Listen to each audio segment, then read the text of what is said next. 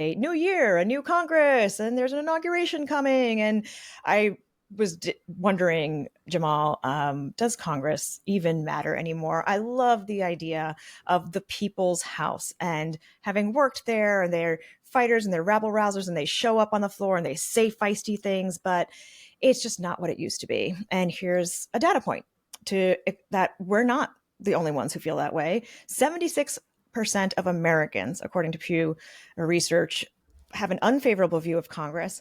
Only 38% think that their representative actually cares about the issues of the district and is working for the district. Now, that's a change. It used to be people hated the institution of Congress, but thought that their person was great. They had personal connection. They'd show up at events. So this is something interesting as we swore in a new Congress this week, that most of Americans think not only is the institution bad, but their own person doesn't really care about them. Welcome back, everybody, to your latest episode of the Trailblaze podcast, where we talk about the people, issues, and ideas that are forming America. I'm your host, Nayyera, joined by... Hey, I'm Jamal Simmons. I'm happy to be here, and I've got like a music soundtrack playing in my head. So I am, if only we had the musical rights. We have to talk to Simon about getting our musical rights library up so we can, jam our way into these segments. Or we could just invite people inside our brains and they can bop along with us, though that's challenging, given that half the time it's like there's a Disney soundtrack running with some kind of pop Lady Gaga Imagine Dragons. That's the mashup in my head these days. Oh, you just haven't given the tech bros enough time to figure out how to, get the chip in your brain to transmit to your computer so that everybody can, listen to what's happening in your head. Although I'm not sure everybody wants to listen to everything happening in my head. That'd be dangerous. But we can give them a little insight into what's going on in our brains. And I know, given our deep political work together, we do look at things like Congress and the fact that this is a new year, a new Congress, and there's an inauguration coming. And I was wondering, Jamal, does Congress even matter anymore? I love the idea of the people's house, and having worked there, and they're fighters and they're rabble rousers and they show up on the floor and they say feisty things, but it's just not what it used to be. And here's a data point to that we're not the only ones who feel that way. 76% of Americans, according to Pew Research, have an unfavorable view of Congress. Only 38% think that their representative actually cares about the issues of the district and is working for the district. Now, that's a change. It used to be people hated the institution of Congress, but thought that their person was great. They had personal connection. They'd show up at events. So this is something interesting as we swore in a new Congress this week, that most of Americans think not only is the institution bad, but their own person doesn't really care about them. I know it is completely different. People used to always that was the magic elixir for members of Congress to not do anything, because everybody in their district liked them, but they didn't necessarily think that the institution was doing anything. So they could always blame everything on the institution. Well, you know what it says to me is 76% of Americans might have their heads on straight a little bit, because, Congress, I don't know what Congress has been up to like the last decade or so. Everything is tough. Listen, when Joe Biden was there, I will say they were able to pass some things on bipartisan basis, some big environmental legislation. They really got some stuff done around infrastructure. So those things really mattered. Obviously, when the pandemic happened, things mattered too. They passed a bunch of money to get people funded. But those mattered, but in the strangest ways. And here's what I mean. Lots of money was spent in the right ways to stabilize the economy, to stop inflation, But the things that people feel, like the Medicare provisions, the fact that there's a cap of $2,000 and that's it. All these seniors and folks who worry about Medicare being out of control, that's fixed. The idea of there being a cap on insulin prices, you don't have to worry about it being skyrocketed, right? Or that they're going to be playing the markets with whether or not you can get an insulin shot. All of that is great. But the impact of many of these things wasn't happening immediately. The legislation and all this was designed to fix the long-term stability of the system and the health of the economic. The idea that Biden did all this stuff that people aren't even going to see and feel for maybe 5 or 10 years is right for the country. But that still ain't helping me figure out, what am I getting for my tax dollars? I know. It's what a Republican said to me at one point. It's like, distributed benefits, concentrated pain, right? So Mhm. we're all going to benefit from this great macroeconomic policy around environment, climate change. The earth will succeed. But I feel pain every time I go to the grocery store and I have to pay more money for bread or cheese or Mhm. whatever it was, that was eggs, that people were upset about. So it's hard when you're governing, because you have to do things that are both for the broad swath of people, and two, that might be more forward looking. And people don't necessarily appreciate that in the short term, because no one ever, they say in economics class, no one lives in the long term, right? We all live Mhm. in the here and now. And so it's just it's a really tough thing to manage. But Congress did try to, I think Congress tries to do some interesting things. I know you get this data point. I want to do one thing, because I think this is like the craziest story of the year for me. So not of the year, but I guess the year is only a few days old. So of the year.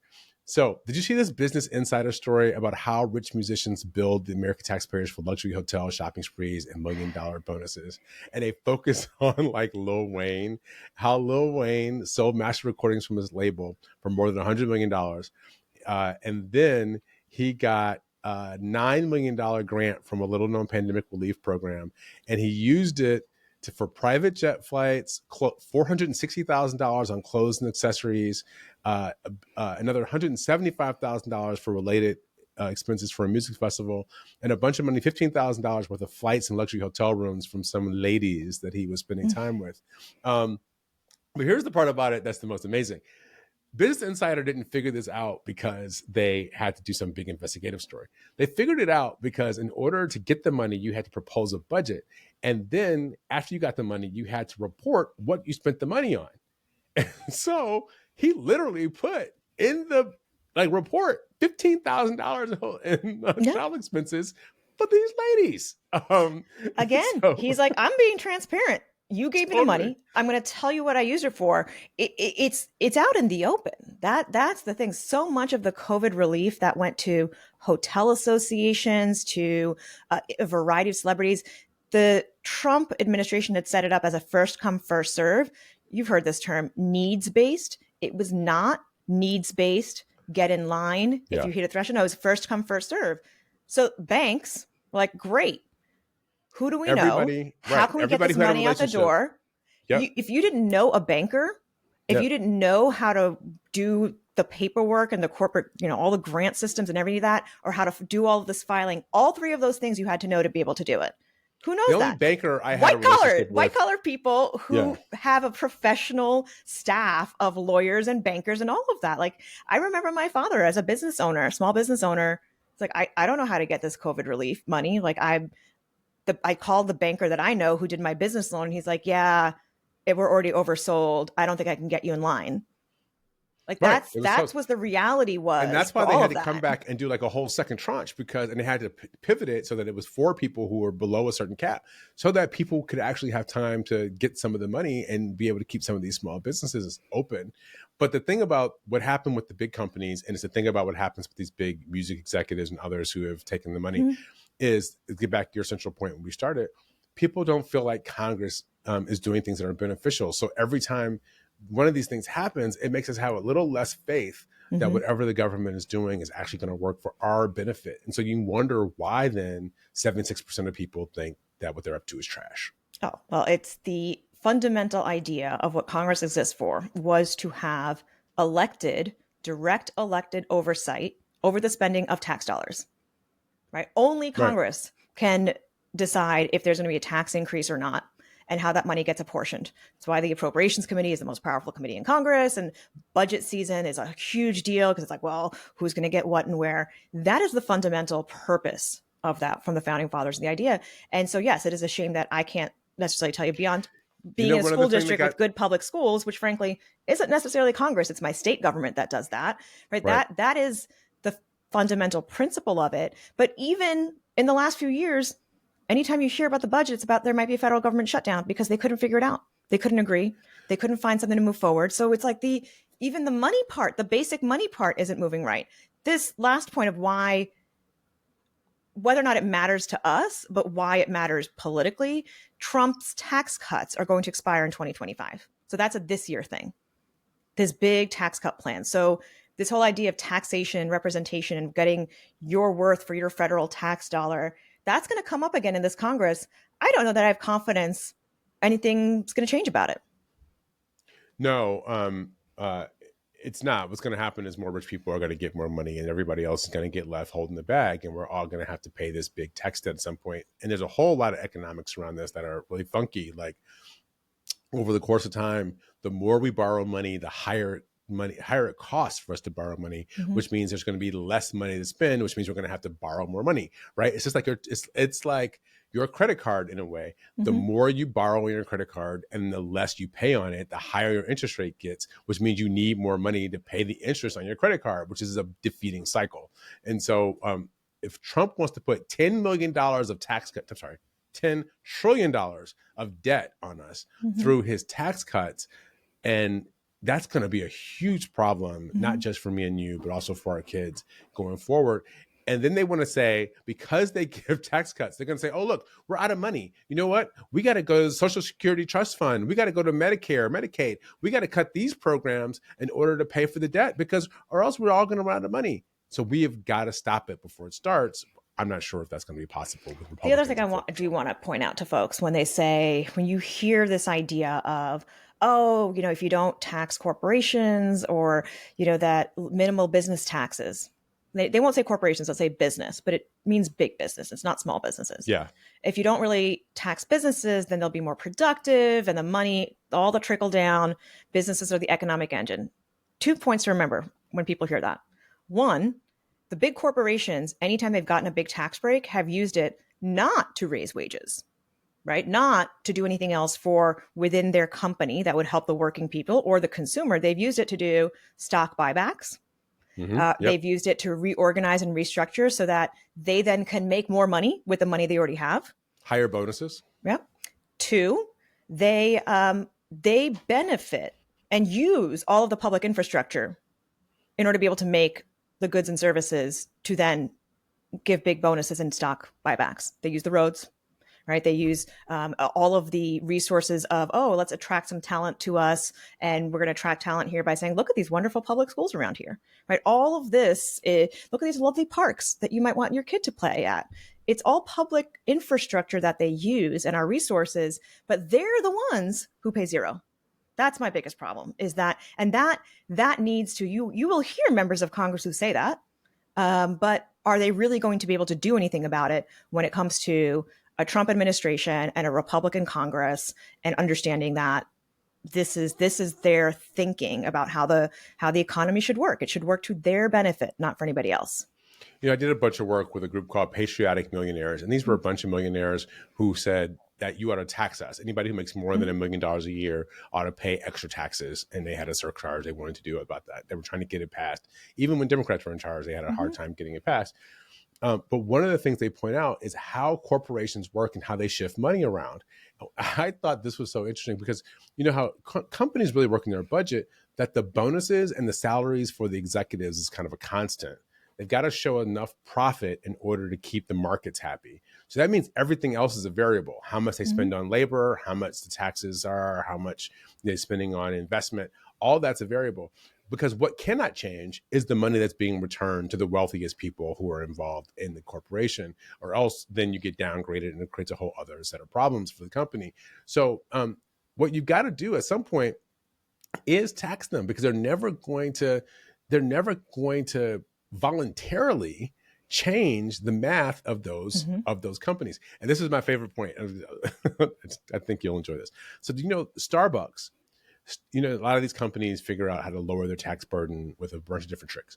Starbucks at one point had figured out that the way that they could lower their tax burden is they registered the Starbucks logo in another European country.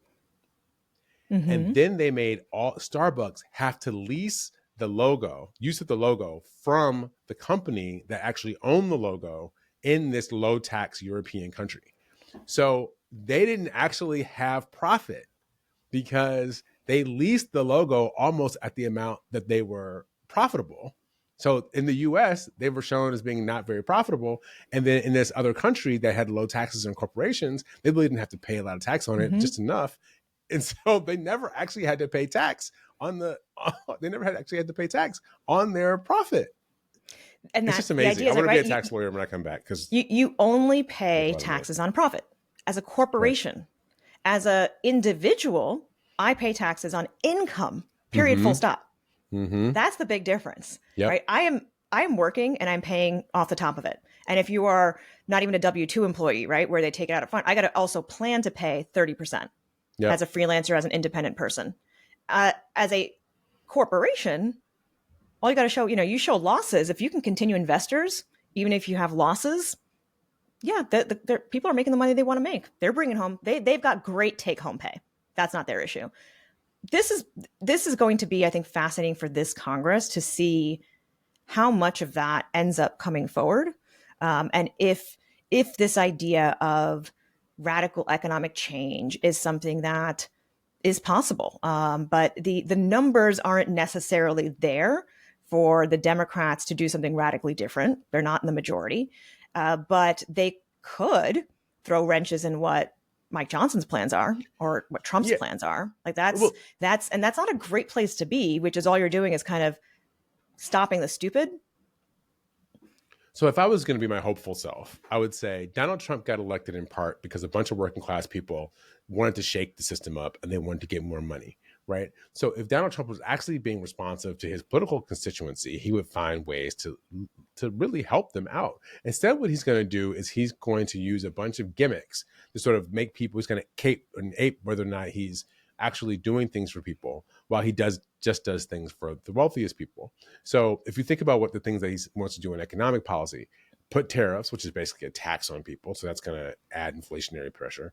He wants to cut taxes for wealthy people. So that's going to, they're going to have more cash to spend. And remember when Democrats wanted to cut taxes and do things to help working class people, everybody said, you can't do that. It's going to create inflation.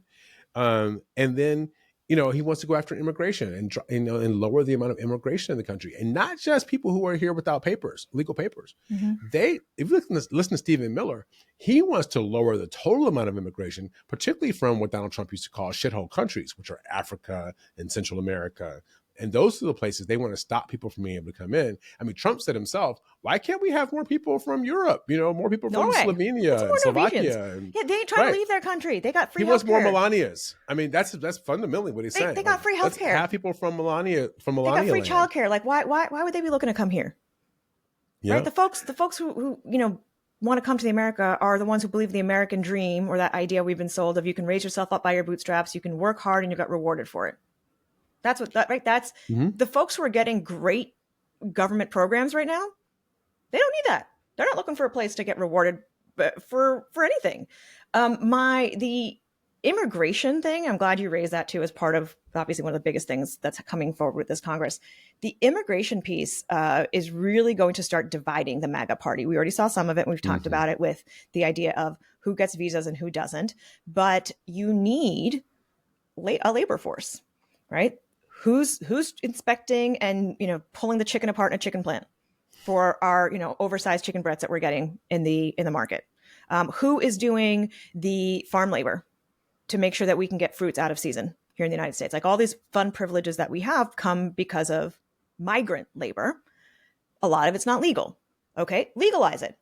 That's not right. That's not what the Millers of the world are less about the let's get cheap labor. There's a conservative, Reaganite interpretation of immigration and how that boosts the economy. The Miller version of it is about American identity, right? It's about white American Christian identity. And that's where they're going to find their split. Mm-hmm. Yeah, it's a cultural fight, not an economic fight for them. Yeah. And so Democrats continue to argue can sit easily in that economic fight. But the cultural one is what's going to tear the party apart and make it almost impossible for Trump to really pass anything that's beyond just hammering on the idea of a border. Anything meaningful for the economy, I don't see how that happens. And so here's what happens for everybody else, is that when this happens and this Trump plan fails, right, this Republican approach where they try to keep all these people together in this stitched up marriage that they've created, the question is, when people get disillusioned with that because prices haven't gone down, their economic situation hasn't improved in some way, they're abhorred at the fact that American children are being deported in order to, quote unquote, to keep families together as they send adults home. They send their American-born children home, and so we've got a whole question around birthright citizenship, right? So all these things are happening, and people become abhorred. They get abhorred by the about what they see on the cultural front. They're not getting economic benefits. The question is there any place else for them to go? And for those of us who are kind of on the center to far left of the political spectrum and say, we think there's another way, as Mario Cuomo used to say, the wagon train can go west and we can keep the whole family together, right? And we don't have to kill all the Native Americans along the way. We can all figure out how to do this. Like, if for those of us who believe that we can do this in a coherent way, will we have a plan, an agenda, an idea, a set of ideas for people to rally around? Or are we just going to sit here and be the no people and say, Donald Trump is not doing it? No, no, no, no, no. And where do we go to find those ideas? I think a lot of those ideas are going to come from the laboratories in states and cities where people are really building a whole new way of doing business that doesn't involve the federal government having that much of a say. That's also what makes our communities better and us as individuals feel better, is when we're able to do something that we can see the impact of locally and help the people around us. And the idea of being able to learn that someone in California or some community in California is trying something to stop homelessness, or trying, some kind of basic income change, or, oh, this is how you guys are funding education, or you're doing these innovative programs.